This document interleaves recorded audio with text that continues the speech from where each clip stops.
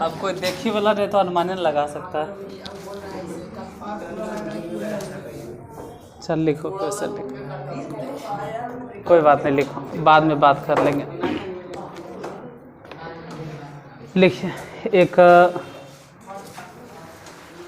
आयताकार खेत का विकर्ण, एक आयताकार खेत का विकर्ण, ये तो जो बताएं पिछला था वो हम बता दिए। एक आयताकार खेत का विकर्ण उसके सबसे छोटी भुजा से 60 मीटर अधिक लंबी है। एक आयताकार खेत का विकर्ण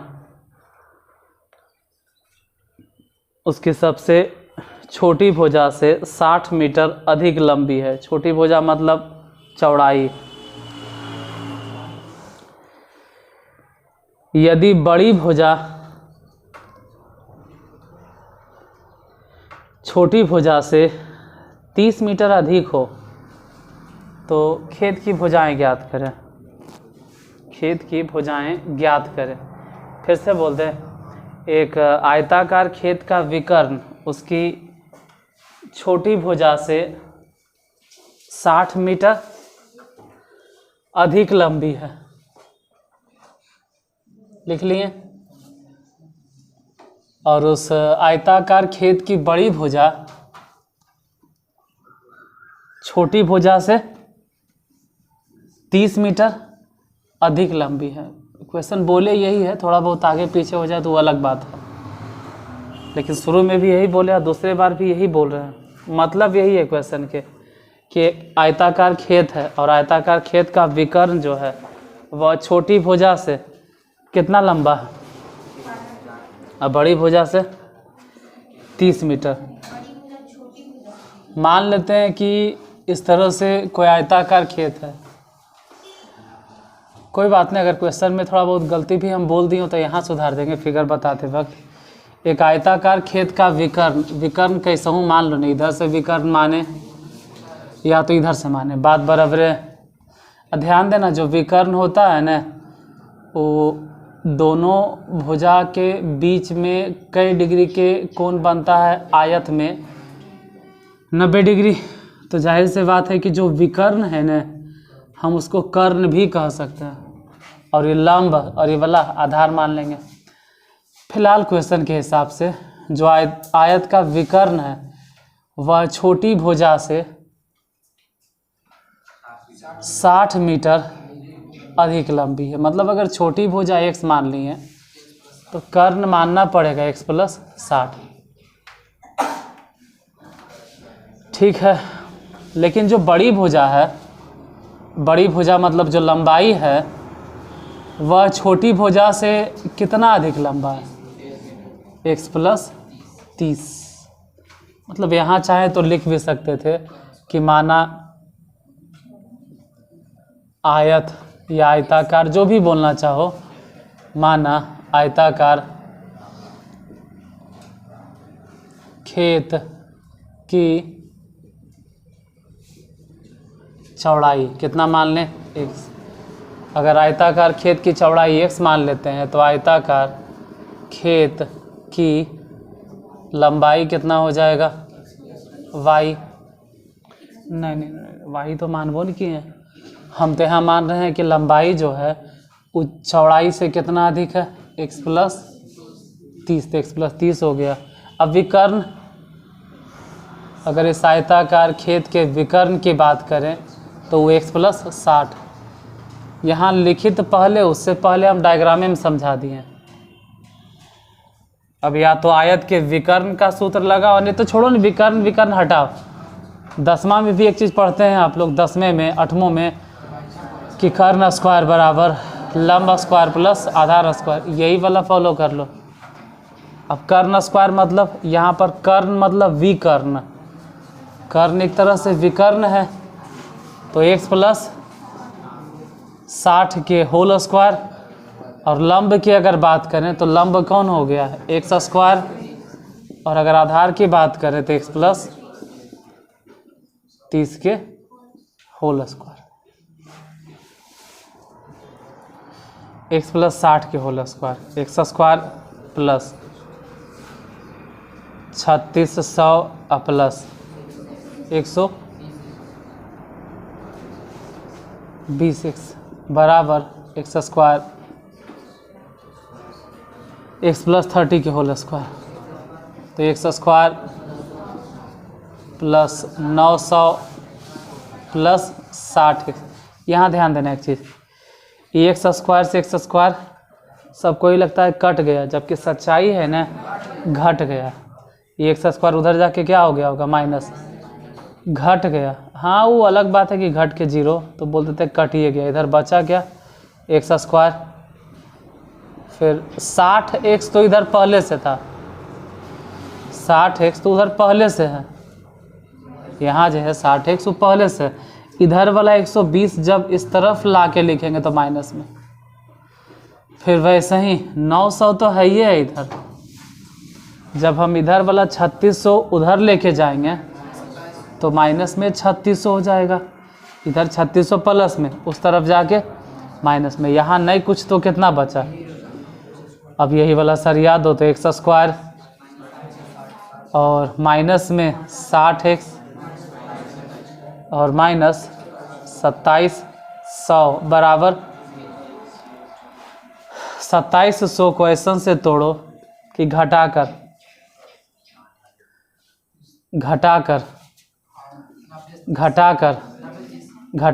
60 आ जाए।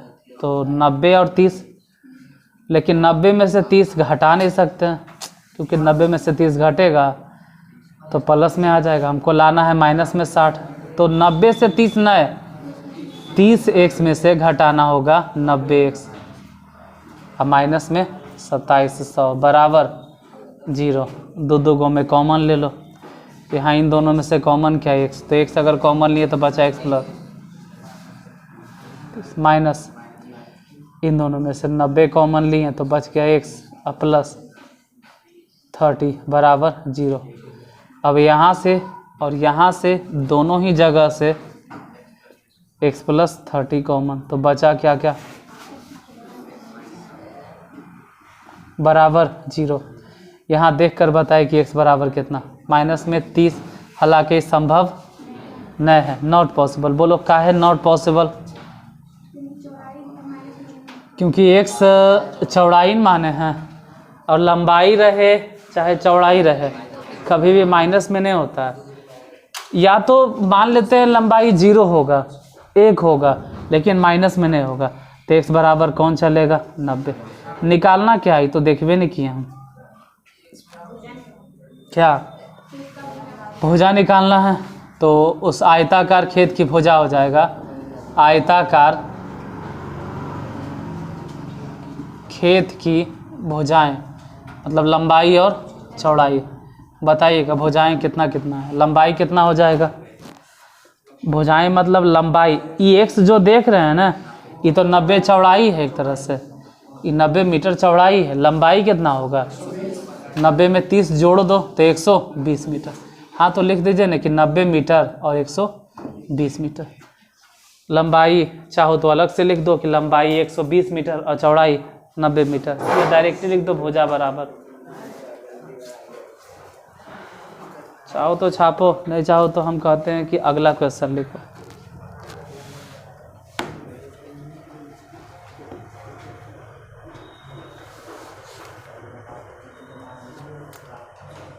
लिखिए अगला क्वेश्चन, पहले क्वेश्चन लिख लो, फिर अगर जल्दी लिखने में एक्सपर्ट हो तो जल्दी जल्दी छाप लेना, लेकिन पहले क्वेश्चन लिख लो। जितना देर बकवास करेंगे उतना देर में छाप लीजिएगा आप।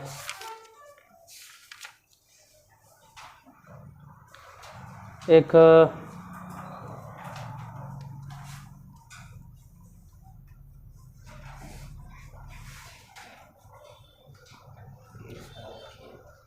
आयत की लंबाई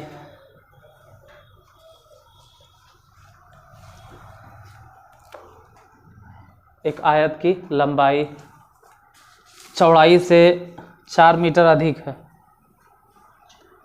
एक आयत की लंबाई चौड़ाई से 4 मीटर अधिक है।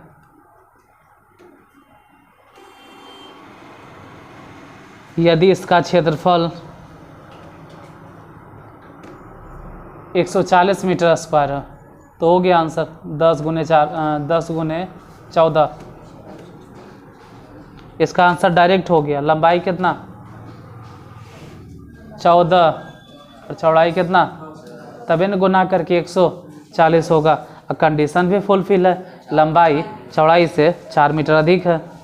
फिर भी बना कर दिखाना है। एक आयत की लंबाई चौड़ाई से 4 मीटर अधिक है यदि इसका क्षेत्रफल 140 मीटर स्क्वायर है। ऐसे तो डायरेक्ट बता दिए, वैसे मत लिखना। इसका क्षेत्रफल 140 मीटर स्क्वायर है तो आयत की लंबाई एवं चौड़ाई ज्ञात करें और साथ ही साथ परिमाप भी ज्ञात करें।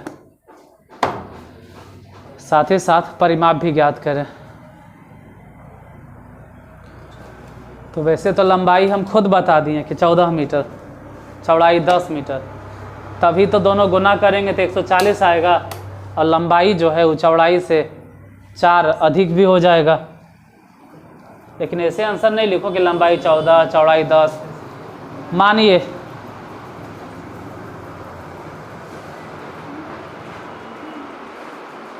नहीं लिख पाए आप लोग।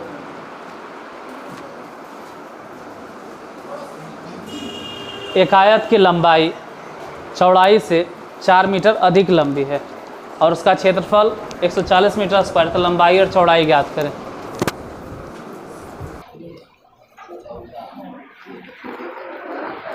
सब जगह से हारता है तो पता नहीं, अजीब से विश्वास है सबको, अजब कि तो नहीं हमारा विश्वास तोड़ देता है।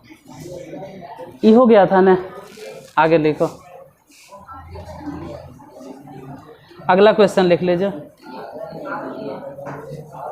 लिखा है कुछ लिखा है? अच्छा, क्वेश्चन लिखा दिए लेकिन बताए नहीं थे। हम बोल के ही गए थे कि एक आयत की लंबाई चौड़ाई से 4 मीटर अधिक है और इसका क्षेत्रफल 140 मीटर स्क्वायर। तो आयत की लंबाई और क्षेत्रफल, हाँ, चौड़ाई 10 है और लंबाई 14। ठीक है, बता देते हैं, हम भी बता देते हैं।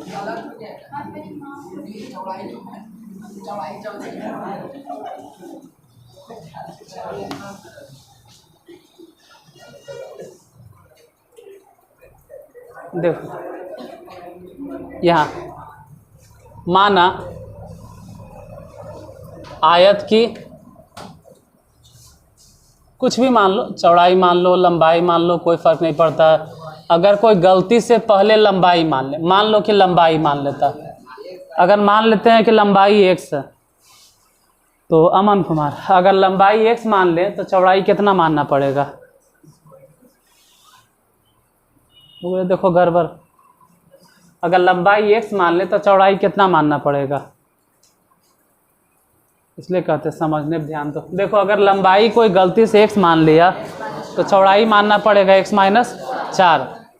और ऐसे काहे ले वैसे मानेंगे, हम मानवे करेंगे चौड़ाई x, क्योंकि लंबाई जो है वो चौड़ाई से, तो चौड़ाई से 4 अधिक है तो कोशिश करो चौड़ाई x मान ले और लंबाई हो जाएगा x प्लस 4।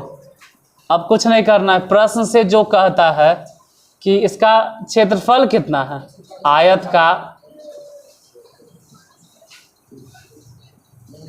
क्षेत्रफल कितना 100, आयत का क्षेत्रफल, लंबाई कितना x प्लस 4, चौड़ाई कितना x, बराबर में 140, गुना कीजिए x स्क्वायर, प्लस में 4x, माइनस में 140, बराबर 0।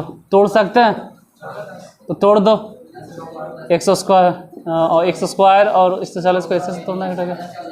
अच्छा, 14x माइनस में 10x माइनस में 100 बराबर 0।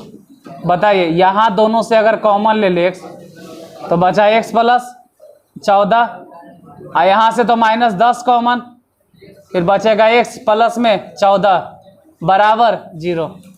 यहाँ से वहाँ से दोनों ही जगह से x प्लस 14, यहाँ से x बचा माइनस में 10 बचा इज इक्वल टू, तो बताइए x इक्वल टू कितना, -14 और x इक्वल टू कितना 10।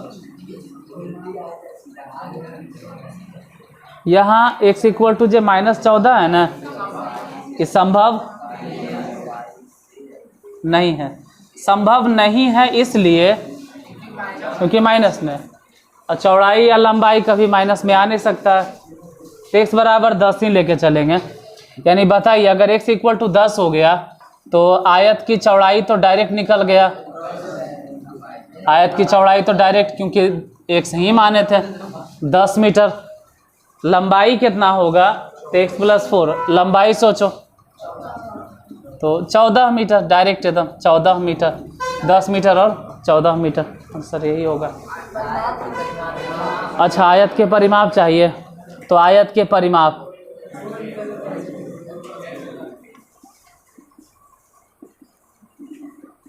टू इंटू लंबाई प्लस 2 इंटू लंबाई मने कितना 14, चौड़ाई मने 2 गुने बोलो कितना 24, कितना हो गया 48 मीटर हो गया।